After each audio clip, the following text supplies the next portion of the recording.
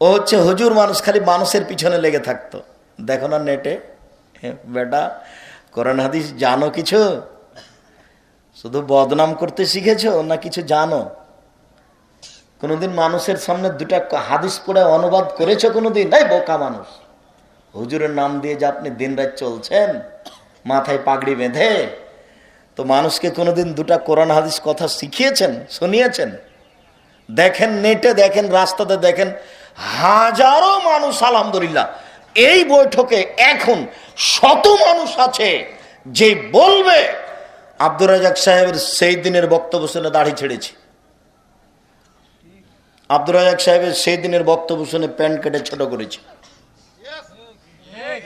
সেই দিনের বক্তব্য শুনে 5 ওয়াক্ত সালাত ধরেছি, সেই দিনের বক্তব্য শুনে বাড়িতে যত ছবি মূর্তি ছিল সব বের করে ফেলেছি।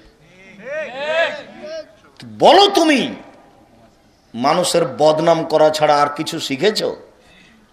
কি করে তুমি মানুষের নামে মামলা জারি করো? তোমাকে চিনলাম না, জানলাম না, কোনোদিন সুনামগঞ্জ দেখলাম না, জগন্নাথপুর থানা দেখলাম না, তুমি আমাদের নামে মামলা করে দিলে মানে? আমরা আল্লাহর কাছে সাহায্য চাচ্ছি, আল্লাহ তোমাদের মতো মানুষকে হেদায়েত করুক। তোমাদের অকল্যাণ কামনা করা আমাদের উদ্দেশ্য নয়, তোমাদের কল্যাণ কামনা করি আল্লাহর কাছে, আল্লাহ যেন তোমাদেরকে সঠিক পথ দেখান। আমরা তো দাবিদার সঠিক বলি, কোরআন হাদিসের কথা ছাড়া বলি না।